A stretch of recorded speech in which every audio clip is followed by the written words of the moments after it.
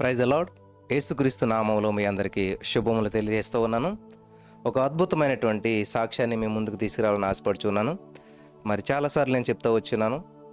వైజాగ్ వెళ్ళినప్పుడు అక్కడ ఆల్నాటికి ఒక యవనస్తుడు వచ్చినప్పుడు మరి చాలా భయపడుతూ భవిష్యత్తు పట్ల ఆందోళనలో ఉంటూ ఆల్రెడీ ఏదో చిన్న ఉద్యోగం చేస్తూ ఎలాగా అభివృద్ధి చెందాలి అని అనుకున్నప్పుడు మరి వారి తల్లిదండ్రులు వచ్చి నాతో చెప్పిన మాట ఏంటంటే, మా అబ్బాయికి ఏం చదివినా గుర్తుండదు, చాలా ఇన్నోసెంట్గా ఉంటాడు అని చెప్పినప్పుడు వాళ్ళకు ఒక మాట చెప్పాను. నేనేంటంటే, ఎప్పుడు మీ బిడ్డను తక్కువ అంచనేయద్దు, నా బిడ్డ గొప్పోడు, ఉన్నతమైన స్థితిలో ఉంటున్నాడు అని మీరు పలకండి అంటే సామెతలు 18:21లో జీవ మరణాల నాలుగు వశం అనే మాట ప్రకారం వారు పలుకుతూ ఉండగా ఎటువంటి స్థితిలో దేవుడు హెచ్చించాడో, మరి హృదయవాంఛలన్నింటినీ ఎలా నెరవేర్చాడో, మరి అనేక మంది యవనస్తులకి నిరుద్యోగ సమస్యలు ఉన్నవారికి వాళ్ళని తక్కువ అంచనా వేసుకుంటూ మేమేమి సాధించలేము, మేము చాలా తెలివి తక్కువ వాళ్ళము, మాకు జ్ఞానం లేదు, మేము ఎటువంటి ఉద్యోగం సంపాదించలేము, ఎంత ప్రయత్నం చేసినా విఫలమవుతున్నాం, అనేక ఇంటర్వ్యూలు వెళ్ళి ఫెయిల్ అవుతున్నాం అనేటువంటి వారికి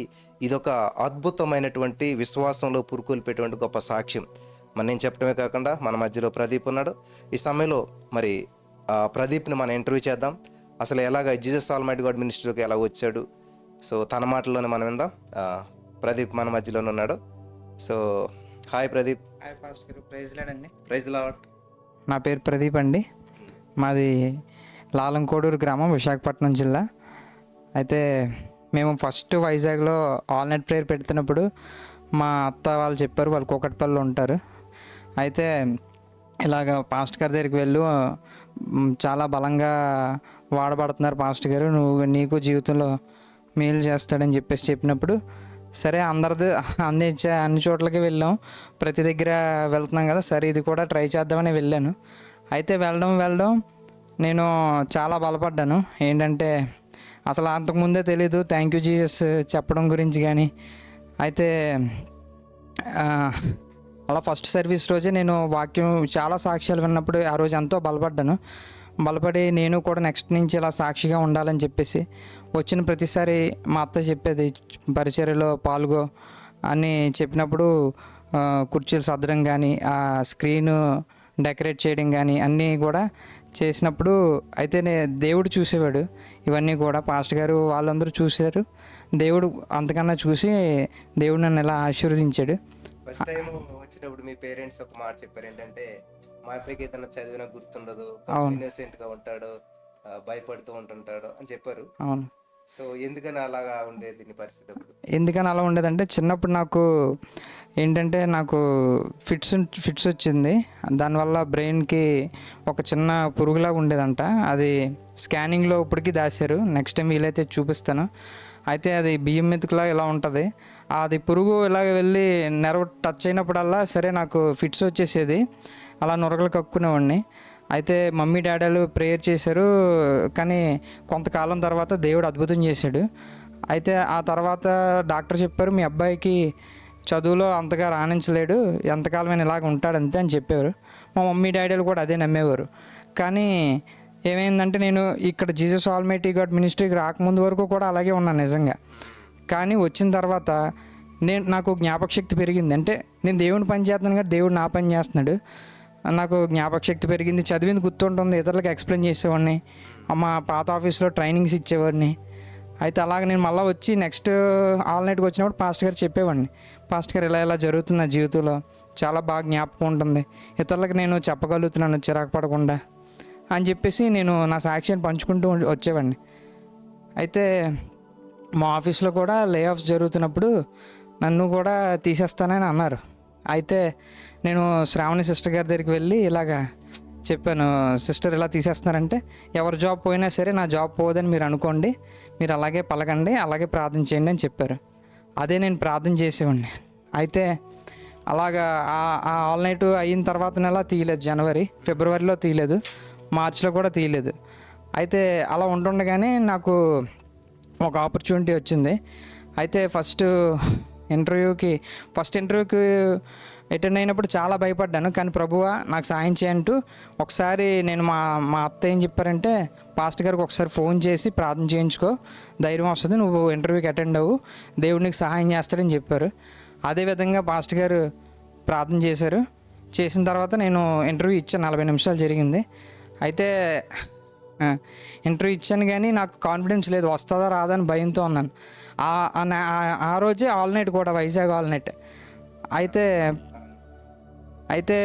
ఆల్ నైట్ పాస్టర్ గారు పక్క వాక్యం చెప్తున్నారు. నేను ఆలోచించుకుంటున్నాను, ఏ క్వశ్చన్స్ రైట్ చెప్పాను, ఏ క్వశ్చన్స్ రాంగ్ చెప్పాను. ఈ క్వశ్చన్స్ రైట్ చెప్పాను అన్నప్పుడు జాబ్ వచ్చింది అనిపించేది, ఈ క్వశ్చన్స్ రాంగ్ చెప్పాను అన్నప్పుడు జాబ్ రాలేదేమో అనిపించేది. అయితే ఏదైతే అయిందో ఆల్ నైట్ అయిపోయిన తర్వాత పాస్టర్ గారు మెసేజెస్లో చెప్పారు కదా చాలాసార్లు, పాస్ అయితే 1000 స్తుతులు చెల్లిస్తాను, ఫెయిల్ అయితే 10,000 స్తుతులు చెల్లిస్తానని. అయితే నేను 1000 స్తుతుల పుస్తకం ఒకటి కొనుక్కొని నేను చదవడం మొదలుపెట్టాను. ప్రభువా, ఈ జాబ్ నువ్వు నాకు ఇచ్చేసినందుకు నీకు వందనాలు వేసాయి అంటూ. అయితే ఆ 1000 స్తుతులు అయిపోయిన తర్వాత నాకు కాల్ ఏం రాలేదు. ఆ తర్వాత మరలా ఇంకో 1000 స్తుతులు చదివిన తర్వాత నెక్స్ట్ డే నాకు get ready for second interview అని చెప్పేసి మెసేజ్ వచ్చింది. మెసేజ్ వచ్చి సాయంత్రం 6 గంటలకి ఇంటర్వ్యూ అన్నారు. మళ్ళీ అది టైం ముందుకు జరిపి 3 గంటలకు అన్నారు. ప్రిపేర్ అవ్వడానికి కూడా టైం లేదు. మళ్ళీ పాస్టర్ గారు ఫోన్ చేసి చిన్న ప్రేయర్ చేయండి అని చెప్పేసి ప్రేయర్ హెల్ప్ తీసుకున్న తర్వాత మళ్ళీ నేను ఇంటర్వ్యూ అవ్వడం జరిగింది.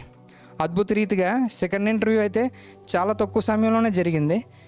అయితే అయిపోయిన తర్వాత నెక్స్ట్ వీకే యు ఆర్ సెలెక్టెడ్ అని చెప్పేసి నాకు ఆఫర్ లెటర్ రావడం జరిగింది. నేను ఇక్కడ అసలు ఏమి జ్ఞాపకం ఉండదు, ఏమి చదవలేడు. ఆల్రెడీ నీకు వైజాగ్లో జాబ్ ఉంది కదా, అక్కడ ఎంత శాలరీ వచ్చింది? అక్కడ నాకు 20,000 వచ్చేదండి. సో అంత జాబ్లో నుంచి, ఆ స్థితిలో నుంచి సడన్గా ఇలా ఇంటర్వ్యూకి వెళ్ళటం, సెలెక్ట్ అవ్వటం, మీ పేరెంట్సే నిన్ను జ్ఞాపకం ఉండదు అన్నటువంటి విధానం నుంచి ఇలాగ అయ్యేసరికి వాళ్ళకి ఎలా అనిపించింది? వాళ్ళు చాలా ఆశ్చర్యపోయారు. అసలు మా అబ్బాయి ఇంత గొప్ప జాబ్ ఎంఎన్సీ కంపెనీలో నాకు జాబ్ వస్తుందని నేను అనుకోలేదు, నా తల్లిదండ్రులు అసలు అనుకోలేదు. చిన్నప్పటి నుంచి మా కుటుంబంలో కూడా అందరూ నన్ను పిరుగువాడిలా చూసేవారు, చదువురాని వాడిలా చూసేవారు, ఎందుకు చేతకాని వాడు అని అనేవారు. కానీ నేనే ఆశ్చర్యపోయాను. ఎందుకంటే ఇక్కడ మందిరానికి వచ్చిన దగ్గర నుంచి కూడా పాస్టర్ గారు అనేవారు, ఆల్ నైట్లో మీ పిల్లలు తీసుకురండి, ఆల్ నైట్లో కూర్చోబెట్టండి, మీ పిల్లలు ఖచ్చితంగా జ్ఞానవంతులు అవుతారు అని చెప్పేసి అనేవారు. దానికి నేనే సాక్షి నిజంగా. అయితే ఆ విధంగా నా తల్లిదండ్రులు చాలా ఆశ్చర్యపోయారు. అలాగే నా బంధువులు కూడా ఆశ్చర్యపోయారు, చాలా సంతోషించారు వారు కూడా ఆ విషయంలో. అయితే నా ఫ్రెండ్స్ కూడా చాలా ఆశ్చర్యపోయారు. నిజంగానా నీ కంపెనీ చాలా బాగుంది, నీకు చాలా బెనిఫిట్స్ ఇస్తున్నాయి, నీకు అన్ని విధాలుగా నీకు చాలా బాగా చూసుకున్నారని చెప్పి అన్నప్పుడు నేను చాలా సంతోషించాను. మరి నువ్వు వైజాగ్లోనే పుట్టి పెరిగి అంతకాలం ఉండి మంచి జాబ్ చేసి సడన్గా ఇప్పుడు వైజాగ్ నుంచి నువ్వు హైదరాబాద్ వచ్చేసావు. అంటే నీకు ఇష్టపూర్వకంగానే వచ్చావా, లేకపోతే ప్రేయర్ చేసుకున్నావా రావాలని? అసలు ఎట్లాగా? నేను వైజాగ్లో జాబ్ చేస్తున్నప్పుడు నేను అక్కడే వైజాగ్లో ఏదో ఒక చిన్న జాబ్ చేసుకుంటూ అక్కడే జీవనోపాధ్యాయం, ఇంకా అక్కడే జీవనం కొనసాగిద్దామని అనుకున్నాను. కానీ ప్రభు కృప చూపించాడు. వెంటనే నేను కూడా సిద్ధపడిపోయాను. నేను హైదరాబాద్ వచ్చేస్తా ప్రభు, నా హైదరాబాద్కి ఎక్కడైనా వచ్చేస్తాను. కానీ నేను ఏమని ప్రార్థన చేసుకున్నానంటే, నేను ఈ సంఘంలోనే నేను కట్టబడ్డాను కదా, ఇక్కడే నేను ఎదుగుతున్నాను కదా, సో నాకు బెంగళూరు అది వద్దు ప్రభు లొకేషను, నాకు హైదరాబాదే ఇవ్వండి. హైదరాబాద్లో నైట్ షిఫ్ట్లు అయినా చేస్తాను, నేను ఏబీసీ అయినా చేస్తాను, నాకు మందిరం మిస్ అవ్వకూడదు, ఆదివారం కూడా నేను ప్రేయర్కి అటెండ్ అవ్వాలి, ఏ ప్రేయర్స్ మిస్ అవ్వకూడదు అని చెప్పి నేను ప్రేయర్ చేసుకున్నాను. వైజాగ్లో ఉంటే ఓన్లీ మంత్లీ అటెండ్ అవ్వడానికి అవకాశం ఉంటుంది. ఇక్కడైతే ప్రతి సండే వర్షిప్కి అటెండ్ అవ్వచ్చు అని చెప్పేసి నేను ఇక్కడే అడిగాను. ప్రభు అలాగే ఇచ్చాడు. ప్రతి సండే కూడా నేను వస్తున్నాను ఇక్కడికి. అయితే నేను వచ్చిన మొదటి రోజు మా సీనియర్ ఏమో అలా అడిగారు, మీకు ఎప్పుడు వీక్ ఆఫ్స్ ఎప్పుడు కావాలంటే షిఫ్ట్స్ అవి ఉంటాయండి, షిఫ్ట్స్ ఓకే అన్న నేను చేస్తానని చెప్పాను. అయితే మీరు సండే కూడా రావాల్సి వస్తుందంటే, అన్న సండే తప్పించి ఇంకా ఏ రోజైనా వస్తానన్నా అన్నాను. సండే నాకు వీక్ ఆఫ్ ఇవ్వండి చాలంటే, ఎందుకు సండే అడుగుతున్నాడు అన్నాను. మేము చర్చికి వెళ్తామన్నా అన్నాను. మీరు కూడా చర్చికి వెళ్తారా అన్నారు. అవునన్నా అన్నాను. ఇంకెవరు వెళ్తున్నానంటే, నేను కూడా వెళ్తున్నాను అన్నారు. ఆయన కూడా ప్రభువుని కలిగి ఉన్నాడని చెప్పి అప్పుడే తెలిసిందే. చర్చికి వెళ్ళడానికి ఎటువంటి ఆటంకం లేకుండా కూడా ప్రభు ఆ అన్న ద్వారా నాకు కృప చూపించారు. సో ఇప్పుడు నీ జీవితాన్ని దేవుడు ఎక్కడి నుంచి ఎక్కడికి ఇచ్చించాడు, శాలరీ విషయంలో అయితేనేమి, ఆత్మీయత విషయంలోనైతేనేమి. ఇప్పుడు మరి హైదరాబాద్ వచ్చిన తర్వాత ఎప్పుడైనా సండే చర్చ్ మిస్ అయ్యావా లేకపోతే? లేదు పాస్టర్ గారు, ఒకసారి కూడా సండే చర్చ్ అన్నది నేను మిస్ అవ్వలేదు. ఇంకా సండే చర్చికి రావడం, రెండోది పరిచర్లో పాల్గొనడం వల్ల నేను ఇంకా ఆశీర్వదించబడుతున్నాను. మాకు ట్రైనింగ్స్లో కూడా చాలామందికి వారం 2 వారాలు ట్రైనింగ్ ఇచ్చినా కూడా గుర్తుండట్లేదు. నాకు ఒక్కరోజే ఒక 3 గంటలు అలా కూర్చున్నాను. నాకు మీరు చాలా త్వరగా అర్థం చేసుకుంటున్నారు, మీరు చాలా జ్ఞాపకం ఉంచుకుంటున్నారు అనే మాటలు నాకు వినిపిస్తున్నప్పుడు దేవుని చాలా స్తుతించాను. ఎందుకంటే సంవత్సరం అంతా ఒకదాని మీద కూర్చొని నేను ప్రాక్టీస్ చేసినా సరే నాకు గుర్తుండేది కాదు. కానీ ఎప్పుడైతే ఆల్మైటీ గాడ్ ఈ చర్చికి వస్తున్నానో అప్పటి నుంచి, రెండోది దేవుని పరిచయలో పాల్గొంటున్నాను, స్తుతులు ఎప్పటి నుంచి అయితే చెల్లిస్తున్నానో, అంటే పాస్టమ్ గారు వాళ్ళు చెప్పిన విధానం బట్టి నేను ఎప్పుడైతే ఫాలో అవుతున్నానో నా జీవితంలో నేను అద్భుతాలు చూడడం మొదలుపెట్టాను. ఇప్పుడు నీకు శాలరీ వైజ్ కానీ సిటీ కూడా చేంజ్ అయింది. సో దేవుడు మరి ఇంత నుంచి ఇంతగా హెచ్చించాడు కదా, ఎట్లా అనిపిస్తుంది? నాకు చాలా హ్యాపీగా ఉంది పాస్టర్ గారు. ఎందుకంటే ముందు 20,000 వచ్చినప్పుడు నేను ఎలా బ్రతికానంటే 5,500 మా హాస్టల్ రెంట్ పోను, ఇంకా ఏమైనా హెల్త్ ఇష్యూస్ ఉంటే మెడికల్కి పోను, ఇంట్లోకి ఏమి ఇవ్వడానికి కూడా ఉండేది కాదు, మిగిలేదు కాదు, దేవునికి దశంభాగం కూడా తీసేవాడిని కాదు. ఎప్పుడైతే నాకు ఫస్ట్ శాలరీ వచ్చిందో నేను నా శాలరీ నుంచి ఫస్ట్ రూపాయి నేను దేవునికి ఇవ్వాలి, ఇచ్చిన తర్వాత నేను మిగతా నా క్రెడిట్ కార్డ్ బిల్ కానీ ఇంటికి ఇవ్వడం కానీ ఏదైనా సరే ఫస్ట్ దేవునికి ఇచ్చిన తర్వాత నేను అనుకున్నాను. నాకు మనసు ఇచ్చేదాకా ఒప్పుకోలేదు, దేవునికి సమర్పించుకున్న తర్వాతే నేను ఇచ్చాను, నేను ఆశీర్వదించబడ్డాను. నావన్నీ కూడా ఎవరు కరువులో ఉన్నా సరే నేను కరువులో ఉండట్లేదు, దేవుడు నన్ను అలా దీవించాడు. 20,000 ఉన్నప్పుడు కూడా కరువు లేదు, ఇప్పుడు అయితే ఇంకా సమృద్ధి ఉంది. ఇప్పుడు శాలరీ దేవుడు నాకు 20,000 నుంచి 75,000 వరకు నాకు దీవించాడు. హల్లెలూయా. 20,000 నుంచి 75,000 అంటే 55,000 విత్ ఇన్ ఎన్ని మంత్స్లో చేంజ్ వచ్చింది salary? With in 3 months. With in 3 monthsలోనే 20,000 ఉన్న శాలరీని దేవుడు ఎంతగా హెచ్చించడం 75,000 చేశాడు దేవుడు. హల్లెలూయా. హల్లెలూయా. ఈ సాక్ష్యాన్ని నేను ఎందుకు తీసుకొస్తున్నానంటే చాలా మంది యవనస్తులు మేము గ్రోత్ లేదు, అభివృద్ధి లేదు అంటూ ఉన్నారు. దేవుడు ఏం చెప్తున్నాడంటే ఆదికాండం 1:28లో మీరు ఫలించి విస్తరించి అభివృద్ధి చెంది, చూసారా, ఫలించాలి, విస్తరించాలి, అభివృద్ధి చెందాలి, ఆశపడాలన్నమాట. మరి నా తోట అనేవాడు అనమాట బ్రదర్ ఏమనేవాడు అంటే, పాస్టర్ గారు ఆల్ నైట్ ఒక్క రోజుతోటే మాకు అయిపోతుంది, ప్రతి వారము మీ చర్చికి రావాలన్నది, కానీ మీదేమో హైదరాబాదు, మాదేమో వైజాగ్, ఏం చేయాలో నాకు అర్థం కావట్లేదు అని అంటే, నువ్వు ఆశపడే ప్రాణం దేవుడు తృప్తిపరుస్తాడు, ఖచ్చితంగా దేవుని వైపు చూడు, నువ్వు యేసయ్యా థ్యాంక్ యూ జీసస్, ఆ చర్చికి వెళ్ళి ఇలా చేసినందుకు వందనాలని చెప్పాను అన్నాను అంతే. ఆయన నిజంగా నమ్మాడు. ఎలా జరుగుతుంది ఏంటో మనకు తెలియదు, కానీ పలికితే చాలు, నువ్వు మిగతాది ఆయన చూసుకుంటాడు. అదేవిధంగా దేవుడు అద్భుతం చేశాడు. మరి ఈ రోజున చర్చ్ మనకి 12 గంటలకు స్టార్ట్ అవుతుంది, కానీ ఆ 10 గంటల లోపలనే వస్తాడు, ప్రిపరేషన్ ప్రేయర్లో ఉంటాడు చక్కగా. అది చిన్న సామాను మోయటం అవ్వచ్చు, ఏదైనా సరే చక్కగా ఒబీడియంట్గా చేస్తూ ఉన్నాడు. చాలామంది అనుకుంటారన్నమాట మా పెద్ద జాబ్, పెద్ద స్థితి అనుకుంటారు. అవన్నీ చెప్పులు ఇడిచిపెట్టి బయటగా లోపలికి వెళ్ళగలుగుతాము. మనకున్న స్టేటస్ అంతా పక్కన పెట్టి ప్రభు సన్నిధిలో అడుగుపెట్టి మనం తగ్గించుకున్నప్పుడు దేవుడు విపరీతంగా హెచ్చిస్తూ ఉంటుంటాడు. రాబోయే రోజుల్లో ఖచ్చితంగా మరి ఇంకా ఉన్నతమైన స్థితిలో హెచ్చిస్తాడు. మరలా నేను ఇంటర్వ్యూ చేస్తాను, అప్పుడు స్థితి వేరే ఉంటుంది. గతంలో ఉన్న చోట ఇప్పుడు లేడు, ఇప్పుడున్న చోట భవిష్యత్తులో ఉండడు. హల్లెలూయా. సో నేను అదే చెప్తుంటాను, ఇప్పుడు నాతో ఉన్న వాళ్ళు కూడా అదే చెప్తూ ఉంటారు అనమాట. ఎందుకంటే గతంలో 20,000, ఇప్పుడు 75,000, భవిష్యత్తులో లక్షల్లో ఉంటుంది. హల్లెలూయా. అంతగా మాత్రమే కాదు, చక్కగా ఇప్పుడు అందరూ వాళ్ళ పేరెంట్స్ వచ్చి మొన్న నా దగ్గర ఆల్ నైట్, వైజాగ్ ఆల్ నైట్లో ఎంత సంతోషపడుతూ ఉన్నారంటే చాలా సంతోషపడుతూ ఉన్నారు. నిజంగా మరి జ్ఞానం గల కుమారుడు అంటే తన తల్లిదండ్రులను సంతోషపెడతాడు, సన్మానిస్తాడంట. మరి అలాగే మనం అభివృద్ధి చెందుతుంటే మన తల్లిదండ్రులు కూడా సంతోషపడతారు. వాళ్ళు ఒకటే చెప్పారు, బ్రదర్ మరి మా బిడ్డ ఆ చర్చికి వస్తాడు, అక్కడే ఉంటాడు, మీ ఇష్టం అన్నట్టు చెప్పారు. నిజంగా ఇక్కడికి వచ్చిన తర్వాత అన్ని విషయాల్లో మరి అభివృద్ధి చెందుతూ దేవుని నామాన్ని ఎంతగానో మహింపరుస్తూ ఉన్నాడు. చాలా మరి నేను సంతోషిస్తూ ఉన్నాను. దేవునికి స్తోత్రం కలిగిన కాక. ఎందుకంటే మేము యవనస్తులు రావాలని ప్రార్థన చేసేవాళ్ళం. ఇలా యవనస్తులు వచ్చి వెళ్ళిపోవటం మా ఉద్దేశం కాదు. వచ్చిన ప్రతి వారు వచ్చినట్టు వెళ్ళకూడదు. హల్లెలూయా. 20,000 తోటి వచ్చాడు, 75,000 తోటి నడుస్తూ ఉన్నాడు. అలాగే మీలో చాలామంది కూడా బలపడాలని చెప్పి నేను ఆశపడుతున్నాను. మరి చాలామంది ఇప్పుడు నిరుద్యోగ సమస్యల్లో ఉండి అనేక ఇంటర్వ్యూలకి వెళ్ళి ఫెయిల్ అయిపోయి చాలా డిసప్పాయింట్మెంట్లో, డిస్కరేజ్మెంట్లో ఉంటారు. ఆ పరిస్థితి కూడా నువ్వు కూడా వెళ్ళావు. మరి వాళ్ళకి నువ్వు ఇచ్చే సలహా ఏంటి? వాళ్ళకి ఇచ్చే నేను సలహా ఒకటేనండి. ఇప్పుడు నేను చెప్పిన సాక్ష్యం అంతట్లో ఉంది కదా, నేను ఫెయిల్ అయిన ప్రతిసారి కూడా దేవుని స్తుతించాను. పాస్టర్ గారు చెప్పినట్టే పాస్ అయితే 1000 స్తుతులు, ఫెయిల్ అయితే 10,000 స్తుతులు అన్నాను. రాకపోయినా రిజల్ట్ ఇంకా నేను కంటిన్యూ చేస్తున్నాను. ఖచ్చితంగా దేవుడు అపవాదికి పనిపెట్టి మరీ నాకు జాబ్ వచ్చేలా చేశాడు. కాబట్టి మీరు నిరుత్సాహ చెందకుండా దేవుని స్తుతించండి. అలాగే మీకు దగ్గరలో మీరు ఉన్నట్లయితే ప్రతి సండే ఇక్కడికి రండి, మేము బలపడదాం, అందరమే కలిసి ఇక్కడ పరిచర్లో పాల్గొందాం, ఇంకా ఎదుగుదాం. ఇదే పాస్టర్ గారు అండి. హల్లెలూయా. సో నేను ఈ యొక్క యవనస్తుని సాక్ష్యాన్ని మీ మధ్యలోకి ఎందుకు తీసుకుని వచ్చానంటే, చాలామంది ఒక ఇంటర్వ్యూకి వెళ్తారు, ఫెయిల్ అయిపోతారు, ఇంకా అయిపోయింది లైఫ్ అనుకుంటుంటారు. నో, దయచేసి నువ్వు ఉన్న స్థితిలో ఉండడం దేవుని ఉద్దేశం కాదు. నువ్వు ఫలించాలి, విస్తరించాలి, అభివృద్ధి చెందాలి, అనేక మందికి దీవెనకరంగా ఉండాలి. నా జీవితం కూడా 200 రూపీస్తో హైదరాబాద్ వచ్చాను. వచ్చిన ప్లేస్లో లేను నేను, వచ్చిన విధానంలో లేను నేను. ఇప్పుడు గతంలో ఉన్న చోట ఇప్పుడు లేను, ఇప్పుడున్న చోట నేను భవిష్యత్తులో ఉండను. నేను ఫలిస్తాను, పైకి వెళ్తూ ఉంటుంటాను. హల్లెలూయా. ఫలించే చెట్టు పైకి పోతుంటుంది. అలాగే నేను అబ్రహాం లాంటున్నాను అనమాట. అబ్రహాంతో ఉన్న లోతు ఆశ్రయించబడినట్లుగా నేను ఆశ్రయించబడుతూనే ఉంటాను. నాతో ఉన్నటువంటి వాళ్ళు నేను చెప్పే వాక్యం విని, మరి దేవుని యొక్క వాక్యం నమ్మి దాని ప్రకారం నడిచేటువంటి వారు అందరి జీవితాలు కూడా నడుస్తూనే ఉంటాయన్నమాట. ఫలిస్తూనే ఉంటారు, పైకి వెళ్తూనే ఉంటారు, బాగుపడుతూనే ఉంటారు, అనేక మందికి దీవెనకరంగా ఉంటారు. హల్లెలూయా.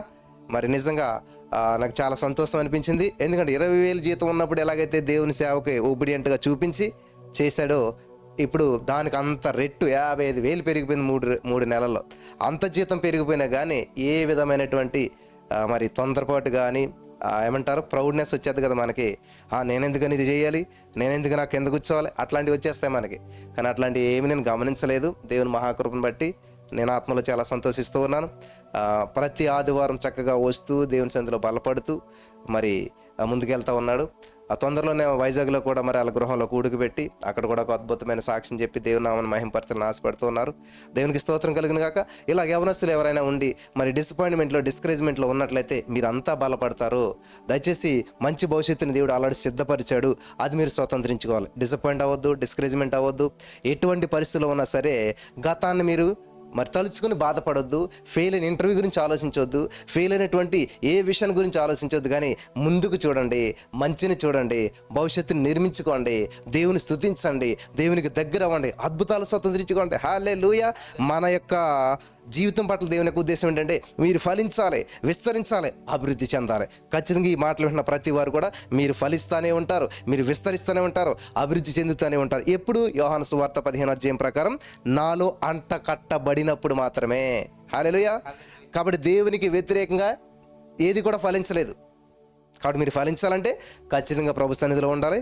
మరి నువ్వు ఎర్లీ మార్నింగ్ 3:30 ప్రేయర్లో ఉండేవాడు డైలీ? ఉండేవాడిని పాస్టర్ గారు. అయితే నాకు 2 జాబ్లు వచ్చాయండి, ఒకటి కాదు 2 వచ్చాయి. ఒకదానికంటే ఇంకోటి బెటర్ వచ్చింది. బెటర్ దానికి ఇప్పుడు నేను వచ్చాను.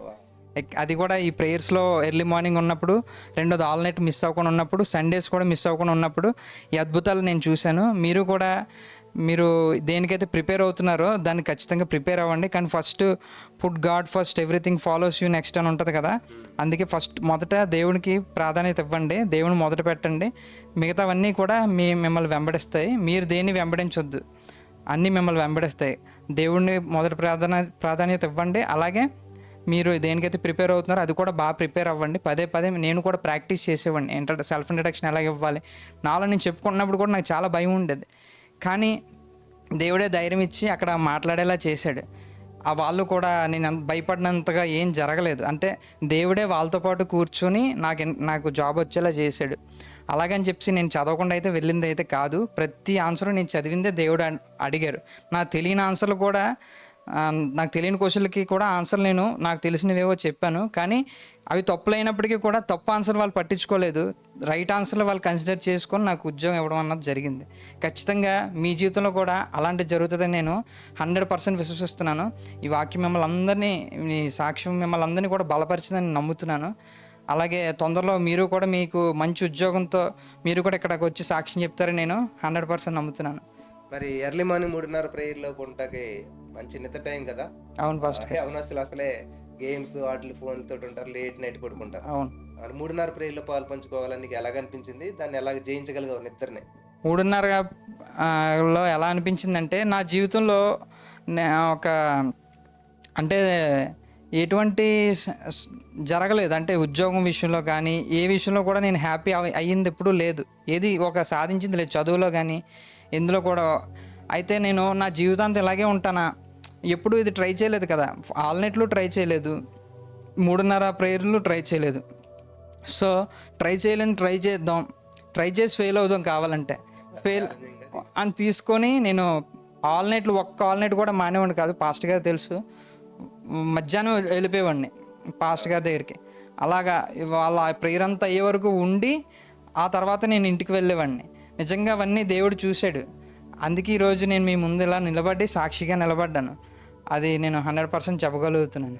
మీరు కూడా ఖచ్చితంగా ప్రార్థనకు రండి, దేవుని ముందు మొదట పెట్టండి, దేవుని స్థానం మొదటికి ఇవ్వండి, 3:30 ప్రార్థనకి పాల్గొండి, ఆల్ నైట్లు మిస్ అవ్వద్దు.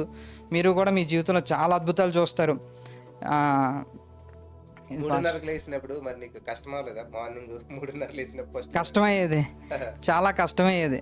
కానీ నాకు నిద్ర కష్టం కంటే ఈ జాబ్ లేదన్న కష్టమే ఎక్కువగా ఉండేది, పెయిన్ఫుల్గా ఉండేది. సో అంటే జాబ్ అయితే ఉంది, కానీ అది నాకు సరిపోయేది కాదు, తృప్తికరంగా లేదు. ఇంట్లో తల్లిదండ్రులు కూడా చెప్పుకోలేని శాలరీ కాబట్టి. సో ఇప్పుడు అంతకన్నా ఎక్కువగా దేవుడు నన్ను హెచ్చించాడు కాబట్టి ఇప్పుడు వాళ్ళు హ్యాపీగా ఉన్నారు, నేను హ్యాపీగా ఉన్నాను. సో ఇప్పుడు ఆ నిద్ర లేనిది ఆ పెయిన్ ఇప్పుడు పెయిన్ఫుల్గా లేదు, హ్యాపీగా ఉంది, అలవాటు అయిపోయింది. ఇంకా దేవుడు కూడా నాకు నిద్ర విషయంలో కూడా ప్రాబ్లం ఉంది, అది కూడా దేవుడు సొల్యూషన్ చేశాడు. నాకు ఇప్పుడు హ్యాపీగానే నిద్రపోతున్నాను. సో 3:30 ప్రేయర్లో కూడా నాకు ఎటువంటి ఇబ్బంది లేదు. కాబట్టి మీరు కూడా సాధ్యమైనంత వరకు పాల్గొనండి 3:30 ప్రేయర్లో కూడా. ఇది పాస్టర్ గారు. హల్లెలూయా. ఇవన్నీ నేను చెప్పాను అనుకోండి, చాలామంది ఏమనుకుంటారంటే ఏదో గొప్ప కోసం చేస్తున్నారు అనుకుంటారు. ఈ సాక్ష్యం కూడా నేను ఎందుకు తీసుకొచ్చానంటే, జాషువా బ్రదర్ చాలా గొప్పవాడు, ఆయన ప్రార్థన చేస్తే నేను ఆల్రెడీ గొప్పవాడిని, సాక్ష్యం ద్వారా లేకపోతే ఆలయాలు చెప్తే గొప్పవాడిని కాదు, దేవుడు వేసే నన్ను ఎప్పుడూ గొప్పవానిగానే చేశాడు. ఈ సాక్ష్యం నేను ఎందుకు చేస్తానంటే వింటున్న మీరు గొప్పవాళ్ళు అవుతారని చెప్పేసి. హల్లెలూయా. వింటున్న మీ జీవితంలో గొప్ప కార్యాలు మీరు చూస్తారని, మీరు కూడా ఇటువంటి గొప్ప గొప్ప స్థితిలోకి వెళ్తారు, గొప్ప గొప్ప ఉద్యోగాలు పొందుకుంటారని చెప్పేసి ఈ యొక్క సాక్ష్యాన్ని డైరెక్ట్గా మరి ఎవరైతే అద్భుతం పొందుకున్నారో, ఎలా పొందుకున్నాడో, ఎలా ఇంటర్వ్యూలు ఫేస్ చేశాడు, మీకు విచిత్రం తెలుసా, ఇదే ప్లేస్లో నుంచి ఫైనల్ ఇంటర్వ్యూ చేశాడు. ఇక్కడే కూర్చుని ఈ లైట్స్ పెట్టుకుని హెచ్ఆర్ రౌండ్, ఫైనల్ రౌండ్ ఇక్కడ ఈ ప్లేస్లో నుంచే ఇంటర్వ్యూ చేయడం జరిగింది అనమాట. ఆ రోజు కలుద్దారని వస్తే సడన్గా ఇంటర్వ్యూకి ఫోన్ వచ్చిందన్నమాట, ఇంటర్వ్యూ ఇప్పుడే అని చెప్పేసి. ఏం చేయాలని అన్నప్పుడు ఈ డోర్స్ అన్ని క్లోజ్ చేసి నేను ఇక్కడ కూర్చోబెట్టి చైరేసి, సేమ్ ఇవన్నీ మనకు సెటప్ ఉంది కాబట్టి స్టూడియోలోనే ఇక్కడే కూర్చొని చేసేసుకొని నన్ను అయిపోయిన 5 నిమిషాలనే జాబ్ కన్ఫర్మ్ అయిపోయింది అనమాట. హల్లెలూయా. సో ఈ విషయాలన్నీ మేము ఎందుకు తీసుకొస్తున్నామంటే ధైర్యపడతారు మీరు, మరి ఖచ్చితంగా దేన్నైనా మీరు జయిస్తారో, దేవుడు మిమ్మల్ని మరి జయించేవారిగా చేశాడు. మనం జయించువాని బిడ్డలం, ఈ సత్యాన్ని మీరు తెలుసుకుని స్వతంత్రించుకుంటారని చెప్పి ఈ యొక్క అద్భుతమైన సాక్ష్యాన్ని మీ మధ్యకి తీసుకుని వచ్చాం. ఈ సాక్ష్యం విన్న వారందరినీ పరిశుద్ధాత్మ దేవుడు బలపరిచి నడిపించి మీ జీవితంలో కూడా ఇటువంటి అద్భుతమైన సాక్ష్యాలు చెప్పడానికి సహాయం చేసి బలపరచును గాక. ఆమేన్.